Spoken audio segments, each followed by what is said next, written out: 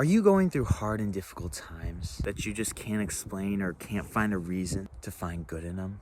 Well, let me tell you this. Have you ever heard of this small verse in the story of Joseph? In Genesis 50:20, it says, "You intended to harm me, but God intended it for good. He brought me to this position so I could save the lives of many people." So I'll give you some context here. Joseph was one of many brothers, and he had a gift that God had given him, and that was to interpret dreams. And he had this dream which made his brothers mad. So his brothers decided to sell him into slavery in Egypt. After he sold him into slavery, he was thrown into prison. He was in prison for many years. Pharaoh had a dream, and the gift that God had given him was dream interpretation. So they brought him to Pharaoh, and God, through Joseph, interpreted Pharaoh's dream.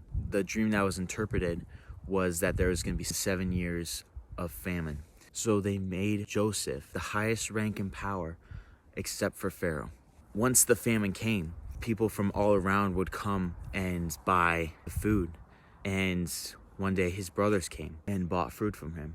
In the end, once they figured out it was Joseph, they were afraid that Joseph was going to hurt them. But what he said to them was, "But you intended to harm me, but God intended it for good, saving of many lives." So you see how all of that worked together. Not only everyone's good, but for Joseph's good. Even though he went through trials and tribulations and challenges in prison, going into Egypt, it all trained him and prepared him for who he needed to be, the character he needed to become to direct all of that. But the one thing he did, which made him succeed, was that he stayed focused on God.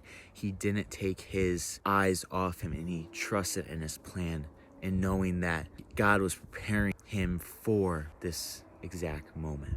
So if there's moments in your life where you feel challenged, if there's moments in your life feels difficult, just know that God is preparing you for who you need to become.